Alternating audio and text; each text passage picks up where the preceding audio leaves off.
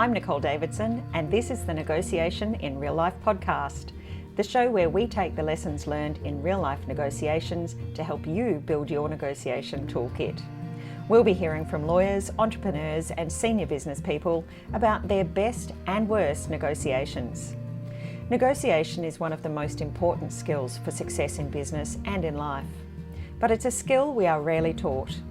For many of us, we develop our skills purely through trial and error.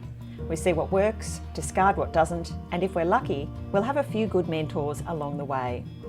In this podcast, we're going to give you access to an even greater range of negotiation mentors. Enjoy this episode, and please reach out if you have any questions.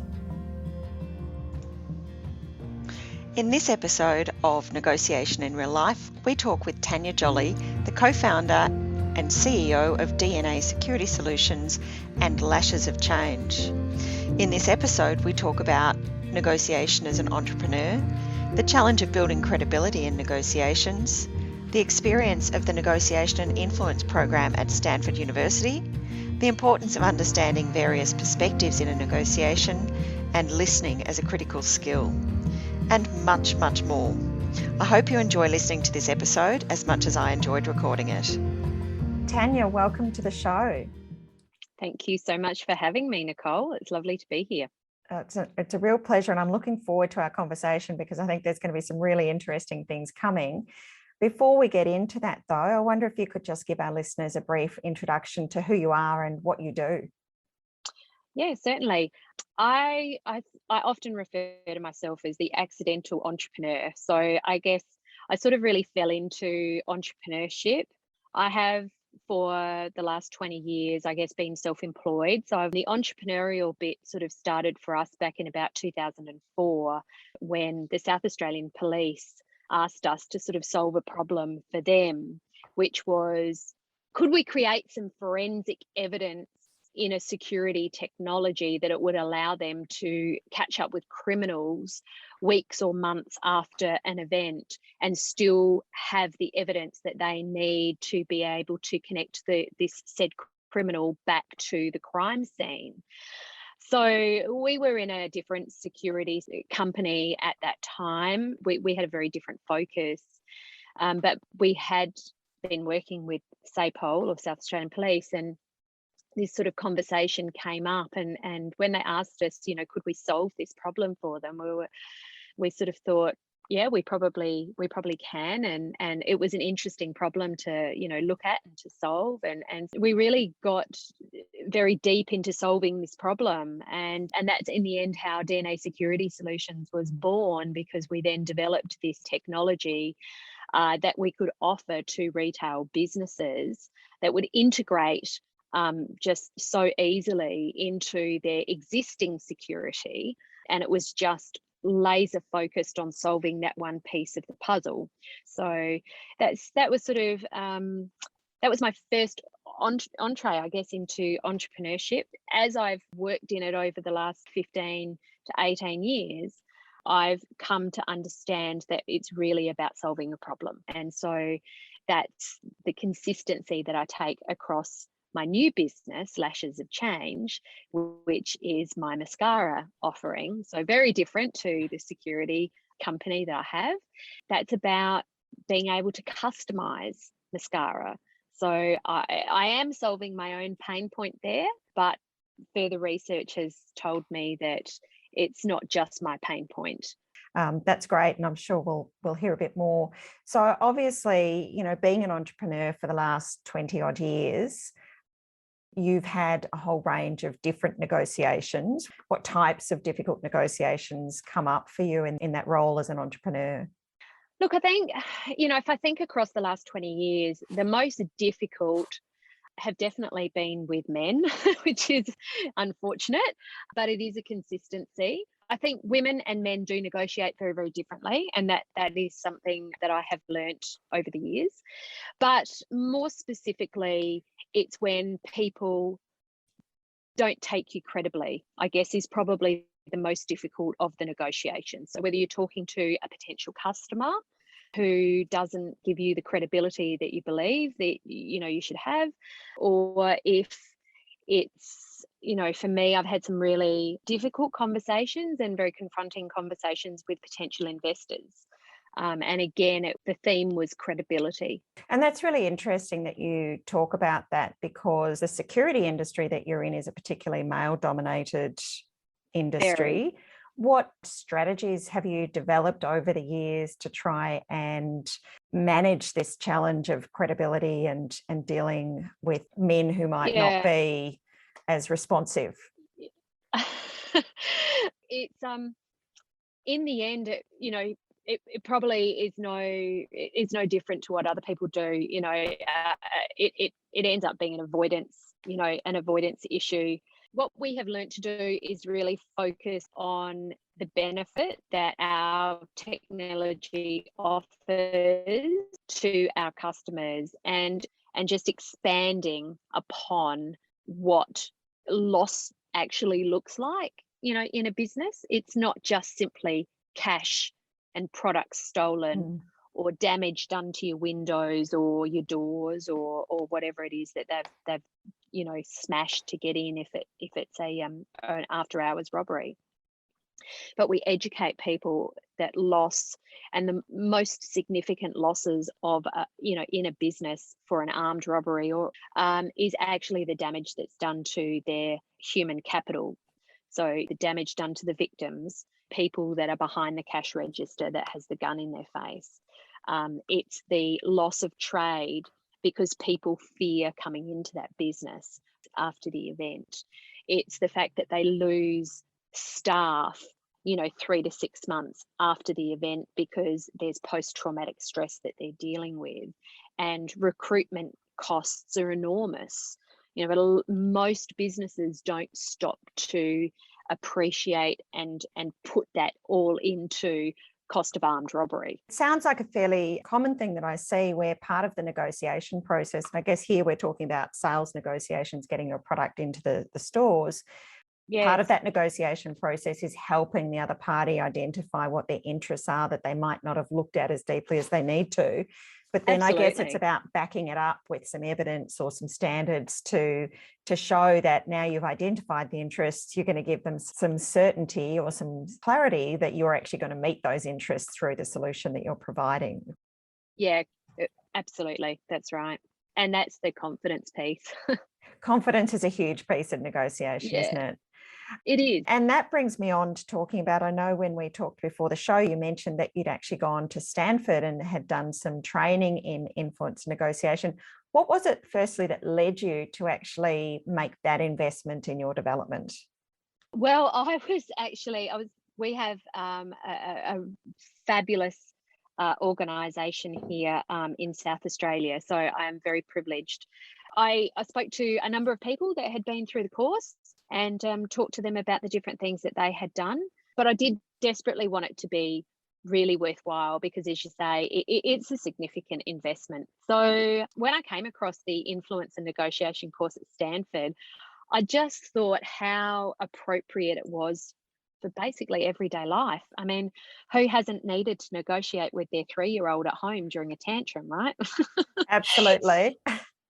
So, I think, we actually, when you stop and think about it, we actually negotiate on a daily basis with so many things. Sometimes we even negotiate with ourselves, right? Frequently. My most common negotiations, and I think for many people. Yeah. So it's not just, I loved it and I gravitated to it because I just thought that it was something that was going to benefit me, not only in my professional life, but also in my personal life. Yeah. So, yeah. And it was just brilliant. It was a brilliant experience. I loved it. So for our listeners who haven't got the benefit or the ability to go and do the course itself, tell me about some of the key things that you took away from doing that course, and how did it help you? Look, I think it was a fabulous course because it was hands-on. So that was the other thing that I really liked about it. Whilst I've done 2 university degrees, I didn't really want to go back to university and simply be shoved a whole lot of textbooks where I would need to spend hours and hours and hours poring over stuff. So what was fabulous about this was that there was no pre-reading, virtually none. We had a little bit, but it was interesting and easily achievable. And, we rocked up on campus, in California for a live-in week. And what was lovely about it, it was such a multicultural experience. So we actually only had about 10 Americans, I think, turn up for the course, and the rest came from all over the world, which was just amazing. And it was hands-on, and that's what I loved about it. So, we turned up every morning and we would have a briefing over which negotiation was for that particular day and what we were supposed to be achieving. And we sort of had the theory of it, and we had two really fantastic lecturers, one female, one male, and they took very different approaches. So our male professor, he was very theoretically based and took, I guess, what is typically a male approach to negotiation, and it was very financially focused, if you like. Whereas our female professor, she brought the emotional intelligence, the psychology, what to me seemed a natural part of negotiation, but she brought that into it. And for most of the men in the room, that was a really significant sort of light bulb moment for them. Yeah, so I found that kind of interesting. But every day that we got to do at least two hands-on negotiations with the peers, with the other students that we got paired with, and every day they just got progressively more difficult. So first day, you started on a one-on-one, and then the next day it was 1-on-2. And then the following day, we progressed even further. And they also progressed in their difficulty from the amount of knowledge that we were given. So, first day we got given all of the facts so that we could go to the table and we felt we knew it. And sort of by the seventh day, we were negotiating in teams and on issues that we all had different bits of knowledge. So one team was given one sheet of knowledge, we were given another sheet of knowledge, and then there was a third team given another set of facts. So that made things really interesting because we had to try and work out, your position. And that really replicates real life, isn't it? I mean, that's the business negotiations that we go into where no one's got the same story. That's right.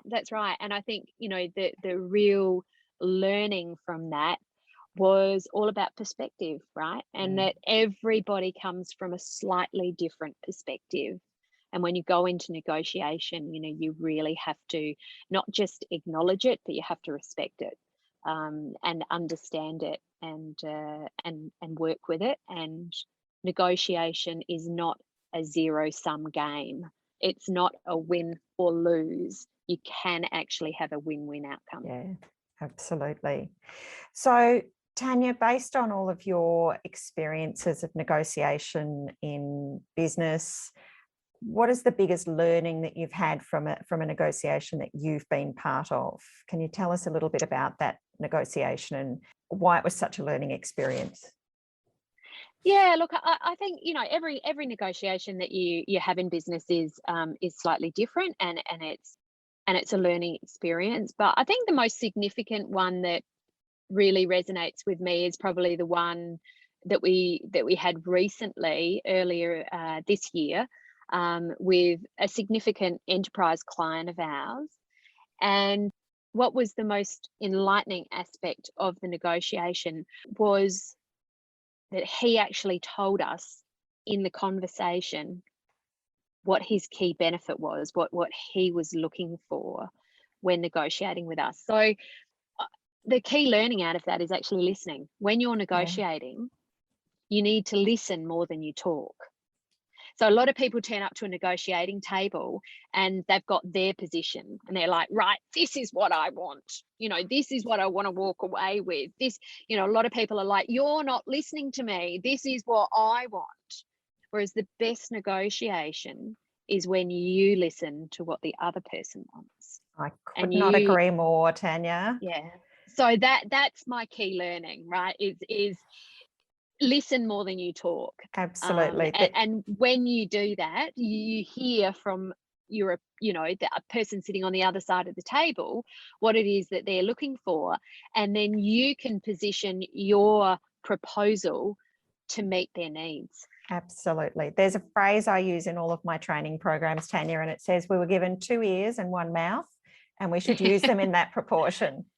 I think Quite that's right. a really, really good tip for people to take away. So thank you for sharing that. Is there anything else that you think people need to know about negotiation before we wrap up? Well, just to reiterate that negotiations is not a zero-sum game, right? So, if you win, it doesn't mean that the other person loses. So the best negotiations are, again, about listening to what the other party is looking for, knowing what it is that you want, and actually trying to get the best of both worlds. There's always going to need to be a need for compromise, right? So, in every negotiation, you have to be prepared for that compromise. But sometimes compromise actually turns out to be the best way.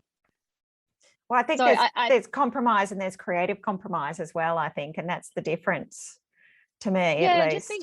And just being open, just being mindfully open when you're walking into that negotiation, to recognize and respect that the other person, it feels very deeply, as deeply as what you do about your end result, that they do as well. And how can you come together on that to actually, create a win-win outcome? And I guess, the key learning for me over the years has been that if you can't get to that, if you can't get to that point, if I can't get to a point in a negotiation where I feel that we have won as much as the other person and that we're in a good situation, that sometimes you just need to walk away, and there's nothing wrong with walking away either. Absolutely. And I think what's really interesting from what you said, I mean, going back to your example, you said it was the fact that you were able to learn the other party's interests by listening to them also means we need to think about how are we going to share our interests rather than keeping them to ourselves. Because if we keep our interests to ourselves, how can the other person possibly come up with some solutions that will meet what we need? Absolutely. That's exactly right. Yeah. So, but it's such an interesting topic. And, same rules apply for your 3-year-old having a tantrum, right? Well, you want them to stop having a tantrum. I don't know about that. I don't know about that, Tania. Even at Harvard, they say don't negotiate with children and terrorists. And unfortunately, the challenge behind that is really about the neurology of a child compared to an adult. So sometimes you just have to walk away from those 3-year-old negotiations. Yeah, I know. Absolutely. Well, Tania, it's been an absolute delight speaking with you. So thank you very much for taking the time. If people wanted to connect with you or learn more about your businesses, how can they reach you? Certainly. Thanks, Nicole. Yep, I'm quite active on LinkedIn. So Tania Jolley on LinkedIn. I'm on Facebook with both of my businesses, DNA Security Solutions and Lashes of Change, and on Instagram with Lashes of Change as well. Fantastic. So, and we'll put all of those links on the podcast notes so that people can reach out. Fantastic. Thank you. Yes, I'd love to hear from anybody, and if they've got any questions or, love connecting with people. So that'd be great. Great. Well, thanks very much for your time, Tania. No worries. Thanks so much, Nicole. Have a great day. Thanks for listening to this episode of the Negotiation in Real Life podcast.